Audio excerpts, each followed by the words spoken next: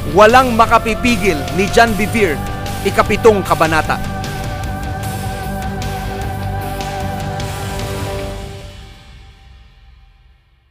Sino ang nasa likod ng kaguluhan?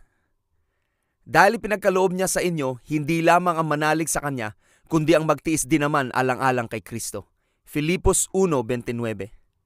Nakakahikayat ang unang bahagi ng Filipos 1:29 dahil ipinagkaloob. Kung ating maririnig ang mga salitang ito nang hindi nalalaman ang mga salitang kasunod sa talata, tayo'y masigasig na magtatanong, ano nga bang ipinagkaloob sa akin? Anong pangako naghihintay sa akin? Ang sagot, maghirap para sa Kanya. Ano? Ang mabigyan ng pribileyo na maghirap ay hindi matatanggap ng pag-iisip ng maraming tao. Subalit ang Diyos ay hindi mandaraya. Imposible para sa Kanya na balakin man lang ang ganoong gawain dahil hindi siya sinungaling. Sa simpleng tingin, ang talatang ito ay mistulang isang panloloko. Subalit sa may pangunawa, ito ay totoong nakakapanabik na pangako. Alam ito ng mga lumalakad at nagpapatuloy sa paglago kay Kristo. Mula sa kaibuturan ng kanilang mga puso, mas matinding laban, mas dakilang tagumpay. Tingnan natin ang isang matapat na sundalo na dumaan sa matinding pagsasanay. Alam niya ang kahalagahan ng pakikipaglaban, na ito ay isang oportunidad upang magwagi. Siya ay mayroong pusong mananakop at nagnanais na pagsilbihan ng layunin ng kanyang hari. Kung ang laban ay may pamalita, siya at ang kanyang tropa ay nagsasaya sa oportunidad na magtagumpay at makapagbigay karangalan sa hari at benepisyo sa mga tao. Ipinagkaloob ito sa kanya, alang-alang sa hari at sa kaharian, na maghirap sa labanan upang siya ay magtagumpay. Nakikita mo ba ang kaugnayan nito sa Filipos 1:29? Maari mong sabihin, ngunit hindi naman ako sundalo, wala akong balak na manakop. Kung ikaw ay nakay Kristo, ikaw ay totoong sundalo dahil ang binhi ni Kristo ay binigay sa iyong espiritu. Si Jesus ang pinakadakilang mandirigma na nabuhay dito sa daigdig. Pakinggan ninyong sinasabi ng Biblia tungkol sa Kanya. Sa katwiran, siya ay naghusga at siya ay nakipagdigma. Ang kanyang mga mata ay parang nagliliyab na apoy. Mula sa kanyang bibig ay matalas na tabak. Pahayag 19:11-12 at 15. Ikaw ay nilikha mula sa wangis at larawan niya. Taglay mo ang kanyang katangian. Dahil si Jesus ay mandirigma, ikaw din ay mandirigma. Kaya nga tayo'y paulit-ulit na pinaalalahanan tungkol sa pakikipaglaban sa bagong tipan. Katulad ng sinulat ni Pablo, hindi ito tulad ng isang paligsahan sa bandang hapon na maaari mong iwan at kalimutan makalipas ang ilang oras. Ito ay panghabang panahon, isang buhay o kamatayang pakikipaglaban hanggang wakas sa dyablo at kanyang mga kampon. Efeso 6:12. Gusto ko ang kapamaraanan kung papaano kinuha ng Bibliang The Message ang sinabi ni Pablo. Tayo ay nasa buhay o kamatayang pakikipagdigma upang tapusin. Ang digmaan ay hindi maaaring iwasan. Sinulat niya ang katulad na mensahe sa simbahan sa Korinto. Tayo ay mga tao, ngunit hindi tayo nakikipagdigma sa pamamagitan ng mga plano at kapamaraanan ng tao. Ginagamit natin ang makapangyarihang sandata ng Diyos. 2 Korinto 10:3-4. Maliwanag dito na tayo ay mga sundalo sa isang espiritual na digmaan. Ikaw ay nilikha para sa labang ito. Ikaw ay mandirigma sa kaibuturan ng iyong puso. Hinihikayat tayo ni Pablo na kunin mo ang iyong bahagi sa kahirapan bilang isang tapat na sundalo ni Kristo Jesus. Ang isang sundalo na nasa aktibong serbisyo ay nagnanais na bigyang kasiyahan ng kanyang pinuno. 2 Timoteo 2:3-4. Kailangan mong tanggapin sa iyong puso at isipan dahil ito ang totoo. Kay Kristo, ikaw ay isang sundalo. Bilang sundalo, maaari mong tahakin ang landas ng isang duwag sa pamamagitan ng pag-iwas o pagtakbo sa labanan. O kaya naman maaari mong tahakin ang daan ng isang bayani sa pamamagitan ng masugid na pakikipaglaban upang magtagumpay. Nakalulungkot na kapag pinili mo ang una at maaalala ka bilang nang iiwan sa ere. Piliin mo ang daang nilalakaran ng magigiting at ikaw ay makatatanggap ng parangal para sa isang bayani mula sa iyong hari. Mahal kong kaibigan kay Kristo, alam ko na sa iyong puso ang pagnanais na bigyang kasiyahan ng iyong hari, maluwalhati siya at mabuhay para sa kanya. Kaya nga lang, kapag ang laman ay namayani, ito ang magpipigil upang makuha mo ang pribileyo na makabahagi sa kahirapan ni Kristo. Mula sa aklat ng Roma, mapapansin natin na tayo ay maghahari kasama ni Kristo. Maliwanag na talagang kailangan nating harapin at pagtagumpayan ng mga oposisyon at pagdurusa. Subalit dapat nating tingnan ito ng may magalak na pag-asam na ang pagtitiis ay pinagkaloob at hindi dapat katakutan. Mas matinding labanan, mas dakilang tagumpay. At sa kauli-hulihan ay may mas dakilang kaluwalhatian. At ito pang totoong magandang balita, hindi mo kailangang matalo sa labanan dahil ipinangako sa atin, ngayon tayo ay nagpapasalamat sa Diyos na siyang nangunguna sa atin upang magtagumpay kay Kristo. 2 Korinto 2:14. Hindi nang aabuso ng anak ang Diyos. Sa nakaraang kabanata, ipinakita natin ang mga sumunod na pangyayari matapos ang bautismo ni Jesus. Ang banal na espiritu ang nagdala sa kanya sa ilang, kung saan si Jesus ay tinukso sa loob ng 40 araw at gabi. Ang Diyos, hindi ang dyablo ang nagdala sa kanya sa ilang. Alam ng Diyos na ang kanyang anak ay susubukin ng matindi, subalit dinala siya roon para sa isang layunin. Ang prinsipyong itinuturo sa atin dito ay, hindi tayo dadali ng Diyos sa bagyo o unos na hindi niya tayo bibigyan ng kapangyarihan upang ating mapagtagumpayan. Ilagay niyo ang mga katotohanan ito sa inyong puso ng panghabang buhay dahil ito ang magpapalakas sa inyo sa gitna ng mga pagsubok. Ipinaliwanag na mabuti ni Jesus na hindi siya gumagawa o nagsasabi ng kahit ano na hindi galing sa kanyang Ama. Siya ay ganap na pinangunahan ng Espiritu ng Diyos. Wala akong ginagawa batay sa sarili kong kapangyarihan. Ang ipinapasabi lamang ng Ama ang siya kong sinasabi. Juan 8:28. Isang araw, pagkatapos ng maghapong pagtuturo sa maraming tao, si Jesus ay napagod. Meron akong ideya kung ano ang kanyang nararamdaman. Sa maraming beses na ako'y nagturo ng 4 o 5 beses ng buong maghapon, ako'y napagod ng husto. Maging sa aking pagsakay pa uwi ng hotel sa gabi, hindi ko na kayang magising pa para makipag-usap sa aking host sa lugar na iyon. Ito rin ang alam kong totoo kay Jesus. Dumating ang gabi at handa na siyang humimlay, ngunit pinangunahan siya ng banal na espiritu na sabihin sa kanyang mga disipulo na sumakay sila sa bangka at tumawid ng dagat. Sa kabilang ibayo ay may isang taong inaalian ng demonyo na kailangan nilang tulungang makalaya. Sumakay sa bangka at nakatulog kaagad si Jesus. Isang matinding unos ang bumugso sa dagat. 4 sa kanyang mga kasamahan ay sanay na sanay sa tubig, halos buong buhay nila. Alam nila ang lagay at galaw ng dagat at maging kung papaano harapin ang mga bagyong paparating. Subalit hindi ito pangkaraniwang bagyo. Kaya nang tumama ang malakas at sunod-sunod na alon sa bangka, ginising nila si Jesus at pasigaw na nagsabi, "Hindi ka ba nag-aalala na baka mamatay tayo?" Natitiyak nilang hindi nila malalagpasan ang matinding telepses na iyon. Sa kalagitnaan ng bagyo, sa palagay ninyo ang banal na espiritu at ang Ama ay natataranta? Naisip ba ninyo sa inyong imahinasyon na sila ay nag-uusap ng masinsinan? Mahirap paniwalaan ito. Hindi natin inaasahan o naisip ang bagyong ito ay darating. Anong gagawin natin? Hay nako, bakit ba natin sinabi kay Jesus na pumakabilang ibayo? Napakalaking pagkakamali. Nakakatawa kapag ating inisip, di ba? Ngunit siyempre, hindi ganoon ang nangyari. Alam ng banal na espiritu na ang bagyo ay darating dahil alam niya ang lahat mula simula hanggang dulo. Ako lang ang makapagsasabi sa inyo ng mangyayari bago pa ito maganap. Isaiah 46:10. Pinangunahan niya si Jesus sa bangka na may buong kaalaman na may parating na bagyong nakamamatay. Subalit hindi tayo dadalhin ni Jesus sa bagyong hindi niya tayo bibigyan ng kapangyarihang ito'y mapagtagumpayan. Nang gumising na si Jesus, siya ay pumunta sa harapang bahagi ng bangka at inutusan ng bagyo na manahimik. Pagkatapos, hinarap naman niya ang kanyang mga alagad at pinagsabihan, "Bakit kayo natatakot? Bakit wala kayong pananampalataya?" Marcos 4:40. Bakit kaya pinagsabihan ni Jesus ang kanyang mga kasamahan? Bakit niya tuwirang sinabi na wala silang pananampalataya? Bago sila umalis sa pangpang, sinabi niya sa kanila, "Tumawid tayo sa kabila." Talata 35. Hindi niya sinabi na, "Pumunta tayo sa kabila at sa gitna ay lulubog." Alam sana nila na sapat ang biyaya, kapangyarihan ng mga salita ni Jesus upang dalhin sila sa kabilang ibayo. Sana ay pumunta sila sa harap ng bangka at sinigaw ang mga salitang ito, "Bagyo, hindi mo kami maaaring patayin o pigilan. Makakarating kami sa kabilang ibayo dahil iyon ang sabi sa amin ng aming Panginoon. Pumunta tayo sa kabilang ibayo, kaya umalis ka sa aming daraanan." Alam ng Diyos na ang bagyo ay darating, subalit binigyan niya ang mga alagad ni Jesus ng kapangyarihan at kapamahalaan upang pagharian ang bagyo. At ito ang susi sa lahat. Ang naghihiwalay sa taong talunan at sa kanya na naghahari sa buhay ay ang kaalaman na ang labanan at ang mga suliranin sa buhay ay hindi may iwasan. At di katulad ng mga natural na tao, tayo ay may kapangyarihang maghari sa mga dumarating na di magagandang pangyayari. Kaya maaari nating kayanin at kailangan nating lumaban ng hindi sumusuko hanggang ito ay ating mapagtagumpayan. Hayaan natin na ang 2 Korinto 2:14 ay maging totoo sa ating buong pagkatao. Ngunit salamat sa Diyos na lagi niya tayong sinasama sa parada ng tagumpay kay Kristo.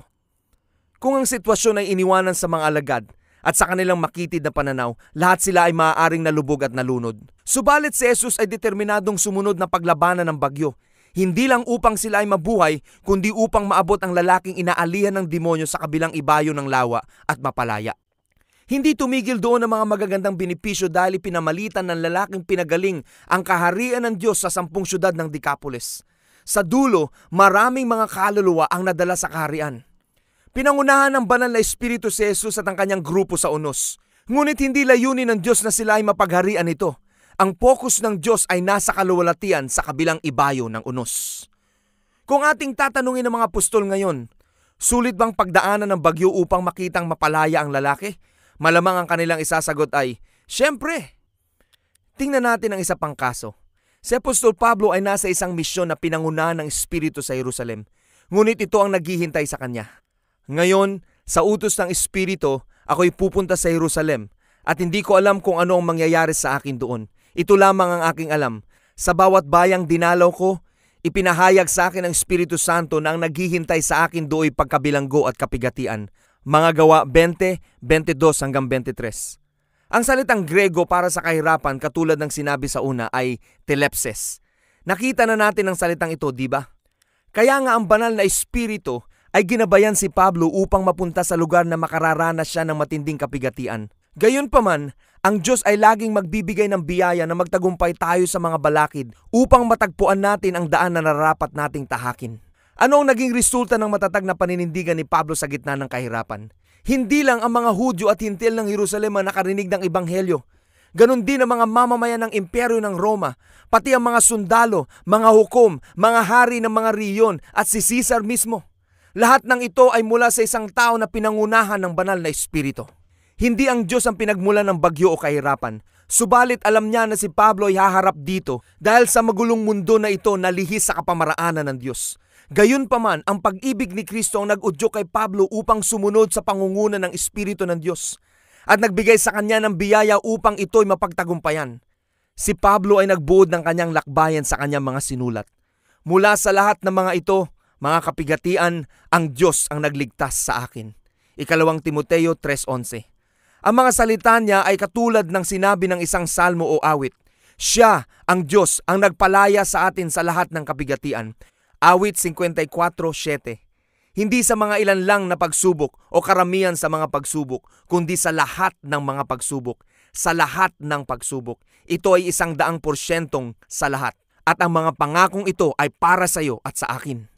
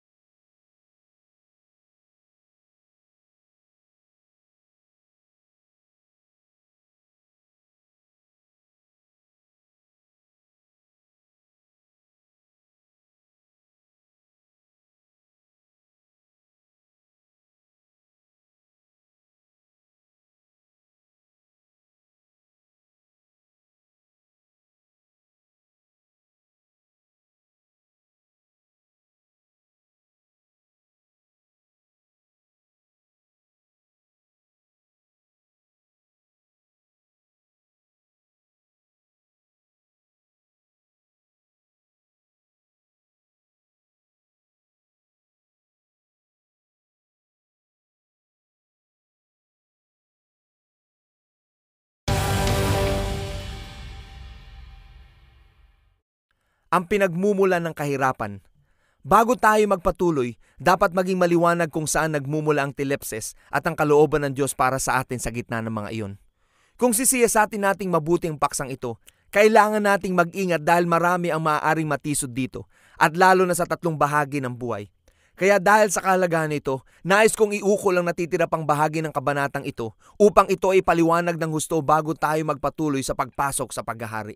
Ang mga halimbawa na ating natunghayan sa puntong ito ay nagsasalarawan sa atin na ang Diyos ay hindi pinagmumulan ng telepses.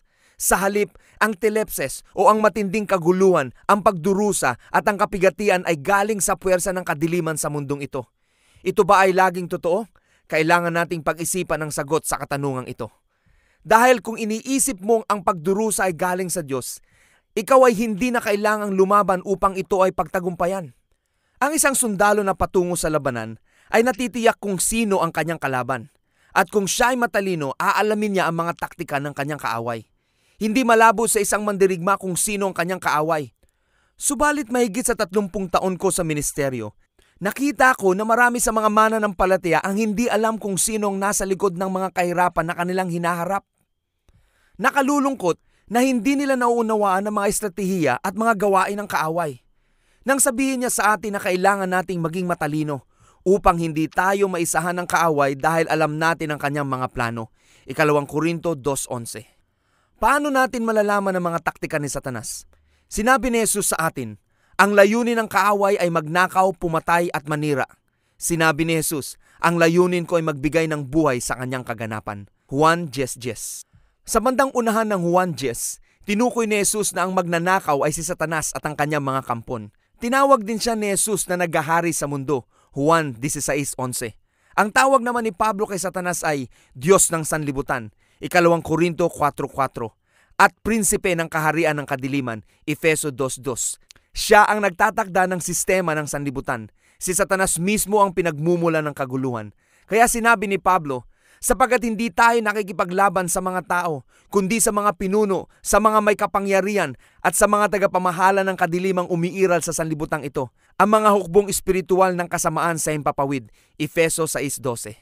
Ang salita ng Panginoon sa Juan 10:10 at ang salita ni Pablo sa mga taga-Efeso ay naghahayag sa atin na walang pag-aanlinlangan na ang kahirapan na nagmumula sa pagnanakaw, pagpatay o pagwasak ay galing sa impluensya ng kapangyarihan ng kadiliman na inilarawan sa Efeso 6:12. Sa kabilang banda, ang layunin ni Jesus ay may pahayag ang kalooban ng Diyos Ama. Kaya ang layunin ng Diyos para sa iyo ay buhay na may kaganapan. Tuwing ikaw ay umaharap ng anumang uri ng kagipitan, kahirapan o kapigatian, gamitin mo ang mga salita mula sa Juan 10:10 upang makatiyak ka kung ang Diyos ba o ang kaaway ang nasa likuran ng mga pangyayari. Upang maipakita kung paano ito nangyayari, tingnan natin ang ilang mga halimbawa. Kahihiyan, pagkatakot, pag-uusig. Kung susuriin ang nadaramang kahihiyan, pagkatakot at pag-uusig, ayon sa sinasabi ng Juan 10:10, maliwanag na ito ay galing sa kaaway at hindi galing sa Diyos. Ngunit upang makatiyak, ating suriin ito ng mas malalim. Sinulat ng mga aawit na, purihin, magiliw, may lubos na papuri at pasasalamat ang Diyos o kaluluwa ko at huwag kaligtaan ang kahit anuman, kahit isa, sa kanyang ginawa. Siyang nagpatawad bawat isa ng lahat kong kasalanan. Siya ang nagpapagaling ng lahat ng bawat isa kung karamdaman. Awit 103, 2-3. Isipin mo ang pinakamapagkakatiwalang tao na iyong nakilala. Siya ba ay ang iyong asawa, mga magulang, lolo o lola, o ang iyong doktor? Ang taong ito ay hindi kahit kailan nanloko o nagsinungaling sa iyo.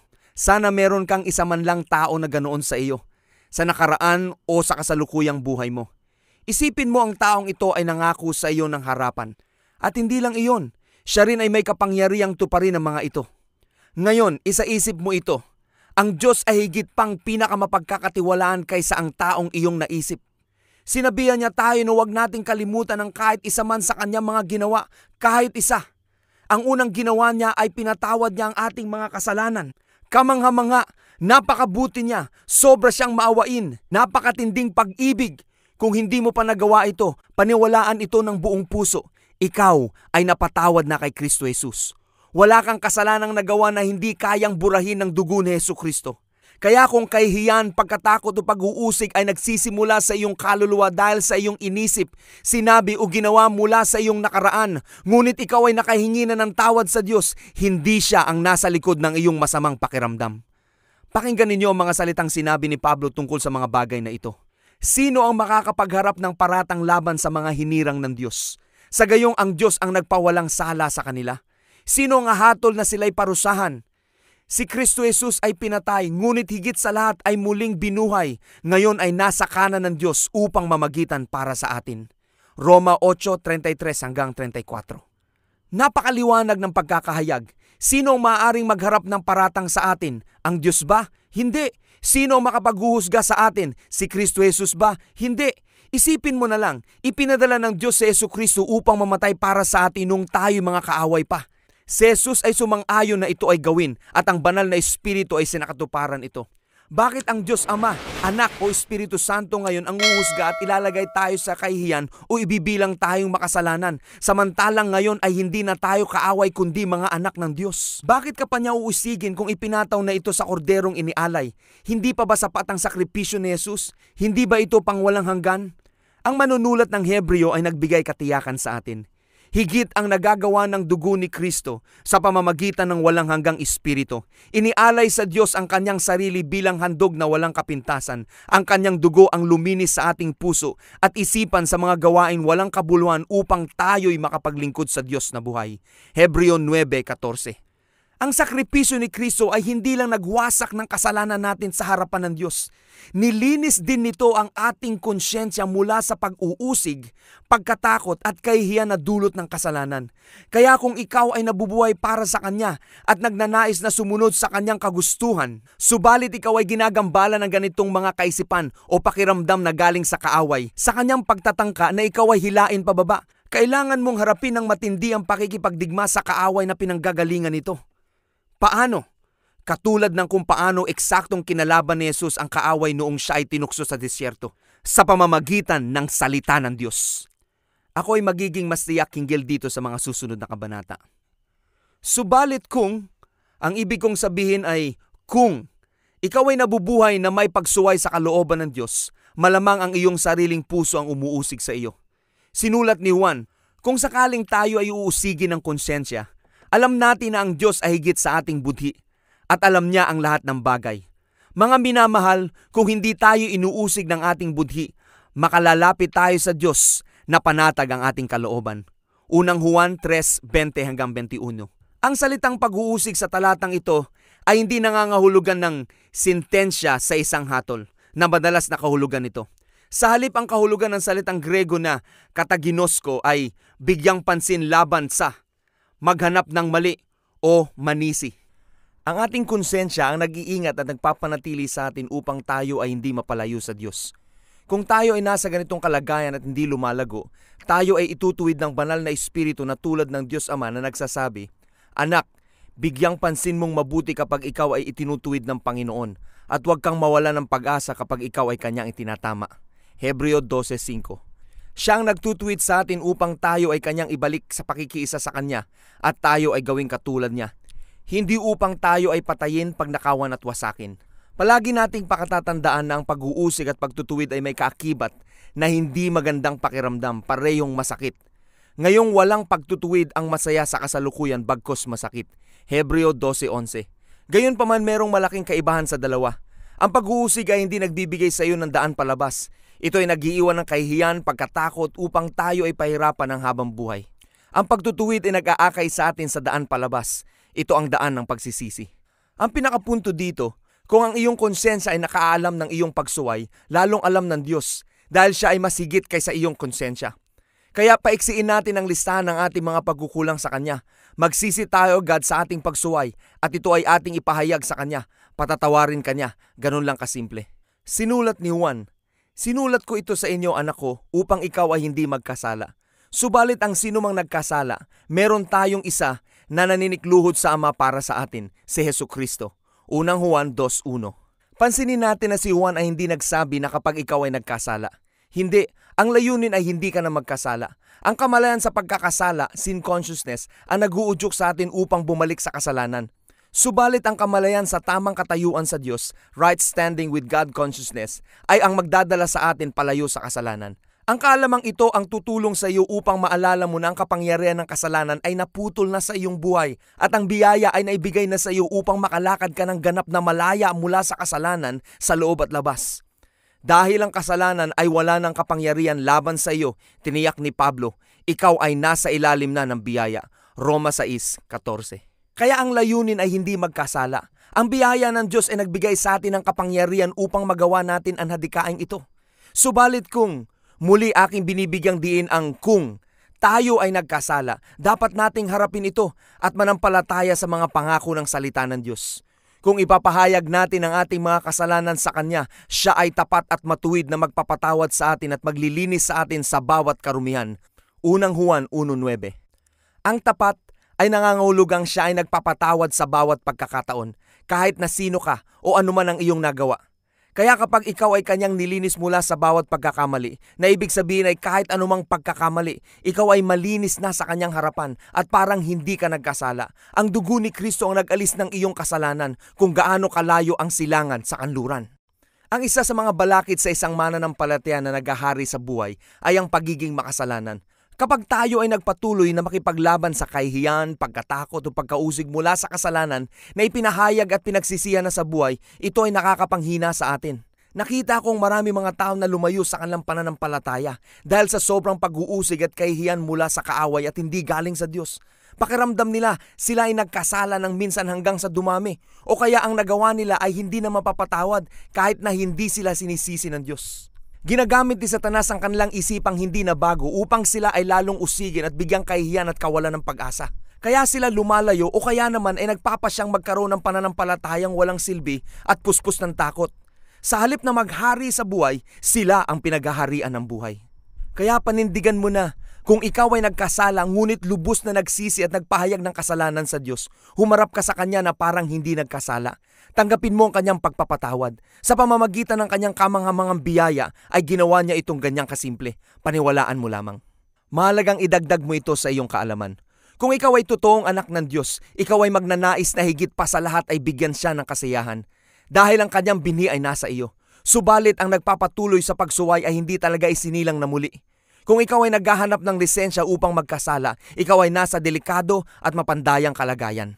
Sa tuwid na pananalita, ikaw ay hindi ligtas. Ang Biblia ay maliwanag na nagsasabi, sila na patuloy na nagkakasala ay hindi talaga nakakikilala sa Kanya o kung sino siya. Nagpapahayag na sila ay sa kampo ng kadiliman. Unang Juan 3:6-8. Kasakitan, karamdaman, o anumang kahinaang pisikal. Ating pagbalik-aralan ng katotohanan ng isinulat ng mga aawit. Purihin na may gilaw ng buong pasasalamat ang Diyos ng buong kaluluwa at huwag kalimutan ang lahat kahit isa man ng Kanyang ginawa. Siya na nagpatawad sa bawat isa ng lahat ng Kanyang mga kasalanan. Siya na nagpagaling sa bawat isa ng kanilang mga karamdaman. Awit 103:2-3. Muli, isipin mo ang tao na lubos mong pinagkakatiwalaan sa iyong buhay. Pagkatapos ay ituring mong di hamak na masigit na dapat pagkatiwalaan ng Diyos. Hindi siya sumisira sa kanyang mga pangako. Ang unang ginawa ng Diyos na nabanggit sa awit 103 ay tapat na nagpapatawad sa bawat mga kasalanan natin. At hindi lang dyan nagtapos ang lahat. Dahil sa ating mga nabubuhay ay iniutos na hindi natin dapat kalimutan ang iba pang biyaya. Ang Diyos na imposibleng magsinungaling ang nagsabi, pinagaling ko ang bawat isa sa inyong mga karamdaman. Hindi niya sinabing karamihan sa inyong mga sakit o kaya naman 98 ng inyong sakit.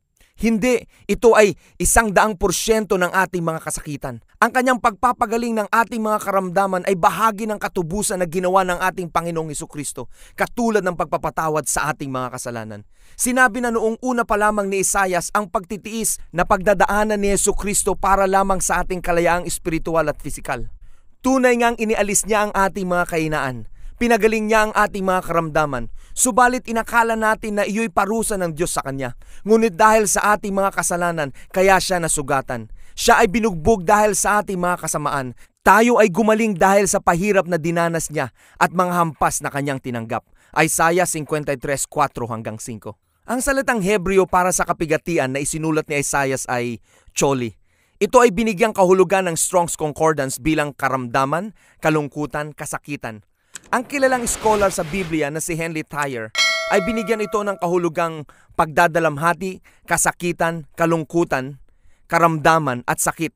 Ang salitang ito ay natagpuan ng 24 na beses sa Lumang Tipan at 21 beses na ito ay naipahayag bilang sakit o karamdaman. Naisip ko na maliwanag sa mga talatang ito na ang Choli ay tumutukoy sa mga salitang sakit o karamdaman. Ang Amplified Bible ay sumusuporta sa salitang ito. Tunay ngang dinala niya ang ating kalungkutan, mga sakit, kahinaan at mga problema. At sa kanyang mga latay na sumugat sa kanya, tayo ay naging ganap. Isaiah 53:4-5. Ang sinasabi naman ng World English Bible, tunay na dinala niya ang ating kasakitan at sa kanyang mga latay tayo ay gumaling. Ang sabi naman ng New English Translation, inalis niya ang ating mga kasakitan dahil sa kanyang mga sugat tayo ay gumaling. Hindi ito aksidente na ang mga awit at si Esaias ay inilagay ang pagpapatawad sa mga kasalanan at kagalingan sa mga karamdaman sa isang pangungusap. Parehong bahagi ang mga ito sa katubusan na ginawa ni Jesus sa atin sa Kalbaryo. Sa Ebanghelyo, makikita natin na wala kahit isa man sa mga lumapit kay Jesus na tinanggihan upang gumaling. Hindi kahit kailan sinabi ni Jesus, "Kailangan mong tiisin ang karamdamang ito dahil tuturuan ka ng leksyon ng aking ama mula dito." Kaya lang naririnig ko ang mga mananampalataya at kahit na ang mga tagapagturo na sinasabi ang mga ito, kailangan nating maging totoo. Bakit magbabago si Jesus ngayon? Sinabihan niya tayo na siya ay pareho noon, ngayon at magpakailanman. Hebreo 13:8. Hindi niya tayo itataboy ngayon, tulad ng hindi niya tinanggihan ang sino man noong siya ay nasa mundo. Karagdagan pa rito, kung nananampalataya ka na ang Diyos ay may tinuturo sa iyo mula sa kasakitan, bakit ka pupunta sa doktor upang magpagamot? Bakit mo lalaban ang itinuturo ng Diyos sa iyo? Nakikita mo ba ang pagiging ilohikal ng kaisipang ito? Kahit na ang aklat ng mga gawa ay nagpapahayag na walang kahit isa mang lumapit at naghanap ng kagalingan mula sa Diyos na tinanggihan.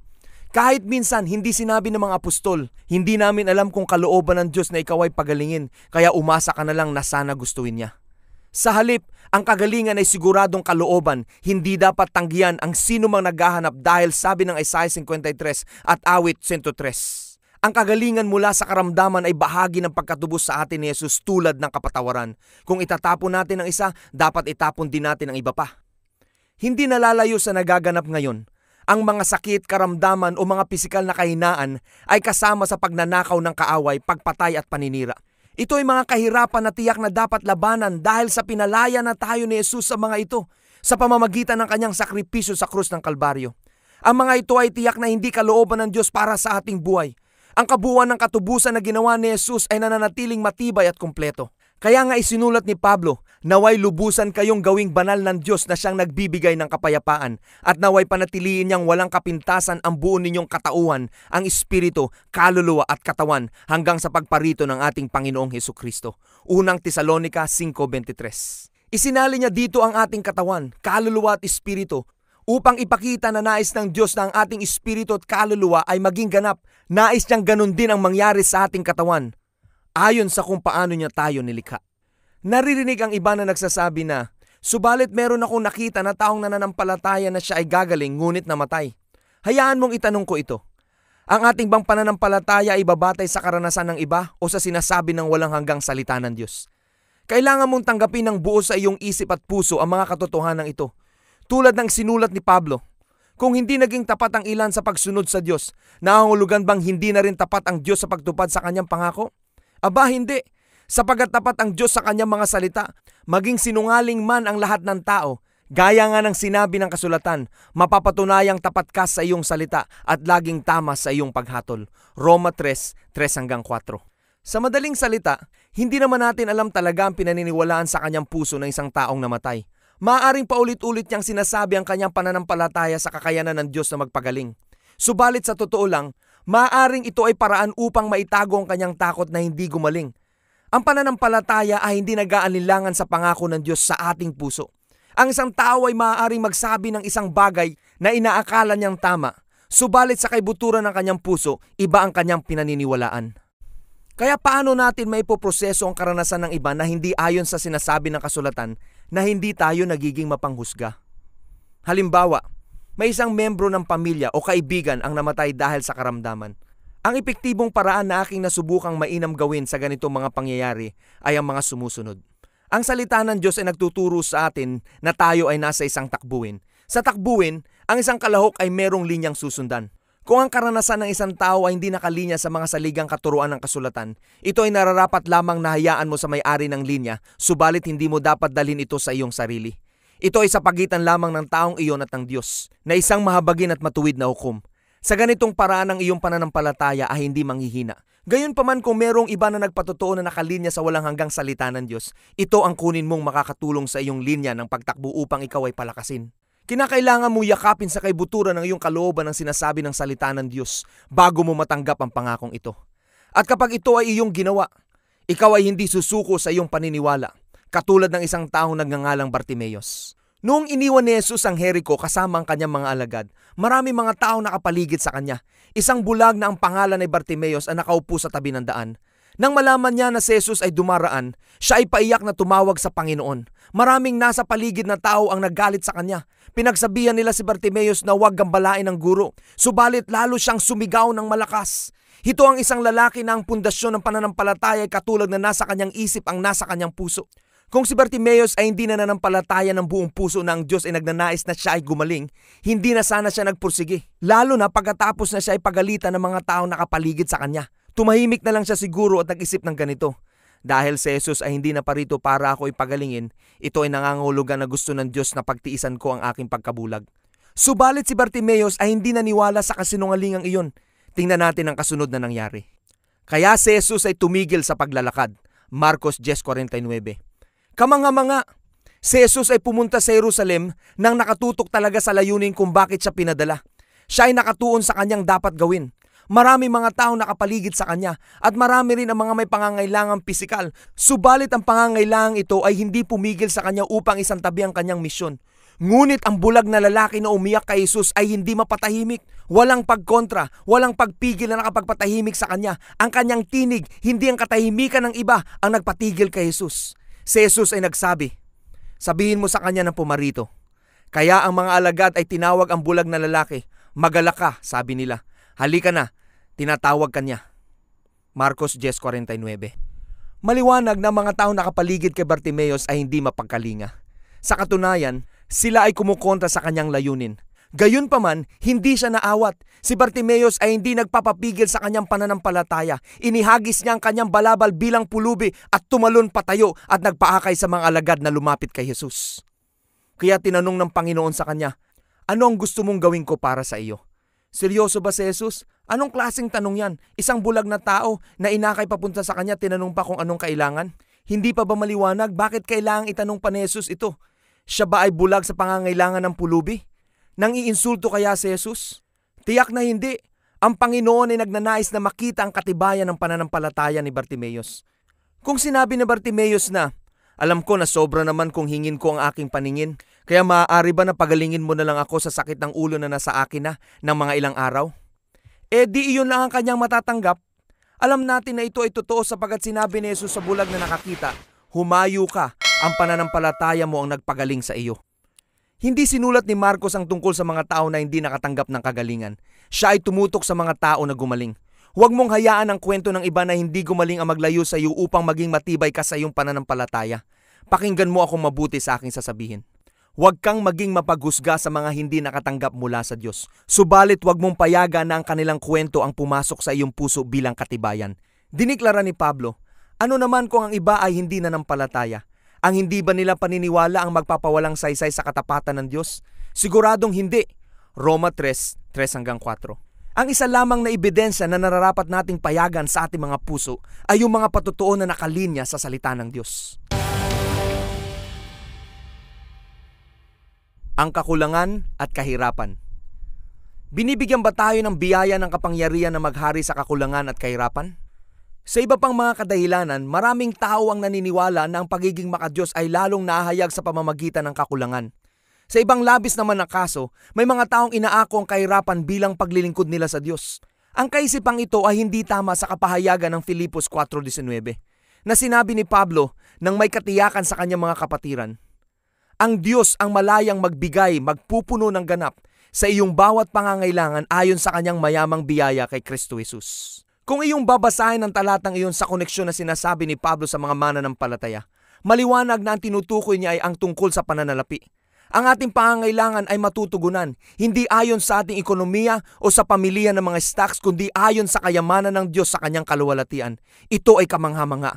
Dahil sa sagana ang kanyang kayamanan, walang patid ang pangtustos. Batay sa pangakong ito, maaari tayong maging tiyak sa kalooban ng Diyos na ikaw ay hindi magkulang sa bawat anumang bagay na mabuti. Ang sinulat ng mang-aawit, kahit mga leon ay nagugutom din, sila'y nagkukulang sa hustong pagkain, ngunit ang sinumang humahanap, nagsasaliksik at inaalam ang Diyos sa kanilang tamang pangangailangan at sa kapangyarihan ng kanyang salita, walang mabubuting bagay sa kanya na hindi makakamtan. Awit 34:10. Ang kakulangan at kahirapan ay hindi buhay na ganap, kaya nga hindi itong kalooban ng Diyos sa iyong buhay. Ang kasulatan ang nagdeklara na ang mabuting pangalan ay mas mainam kaysa dakilang yaman o kaya naman ay ang pagpahid ng Espiritu ng Diyos. Kawikaan 22:1, Mangangaral 7:1. Kung hindi natin babayaran ang ating mga utang, ikinakalat natin ang ating hindi magandang pangalan. Naisip mo ba makapagbahagi tungkol kay Jesus sa may-ari ng iyong apartment kung hindi ka makakabayad sa tamang oras? Bakit siya makikinig kung ang buhay mo ay katibayan ng kahirapang tumupad sa usapan? Ngunit kung ang may-ari ng iyong apartment ay nakikita ka kung papaano ang Diyos nagbibigay para sa iyong pangangailangan at lalo na kung ikaw ay magpapaalam na dahil sa nakabili ka na ng bahay kaysa ikaw ay magrenta, ano ang magiging patotoo nito sa mga hindi mananampalataya? Ang salita ng Diyos ang nagdeklara, ikaw ay magpapautang sa maraming bansa, subalit ikaw ay hindi mangungutang. Deuteronomio 28:12. Napakagandang patotoo na tayo ay malaya sa utang. Walang utang na dapat bayaran. At ikaw pa ang nagpapautang sa mga bansa upang magbahagi ng kasaganaan ng Diyos sa iba at nagbibigay para sa gawain ng Ebanghelyo. Mula sa mga talatang ito, makikita natin na nais ng Diyos na tayo ay maging masagana at hindi lamang tugunan ang ating mga pangangailangan. Makikita natin gusto niyang umunlad tayo. Pakinggan natin ang kanyang kalooban sa panalangin ni Apostol Juan. Minamahal, nais ko na higit sa lahat na ikaw ay umunlad at maging malusog kung gaano ang iyong kaluluwa ay umuunlad. 1 Juan 2. Napansin mo ba ang mga salitang binigyan ko ng diin? Higit sa lahat. Higit sa anumang bagay, nais ng Diyos para sa iyo na kanyang anak na ikaw ay umunlad na magkaroon ng mabuting kalusugan. Hayaan mong sabihin ko ulit, higit sa lahat ng bagay, mahigit sa lahat ng bagay. Kung ang panalangin ni Apostol ay hindi kalooban ng Diyos, hindi sana ito nasama sa kasulatan. Hindi naman nagmamalabis ang Diyos ng pananalita o kaya naman ay nagdaragdag. Hindi niya gagawin iyon dahil magiging kasinungalingan ito at hindi sinungaling ang Diyos. Kaya maaari kang magtiwala dito aking kaibigan. Kalooban ng Diyos na higit sa lahat ng bagay na ikaw ay paunlarin at magkaroon ng mabuting kalusugan. Kamangha-mangha. Ano ba ang kasaganaan?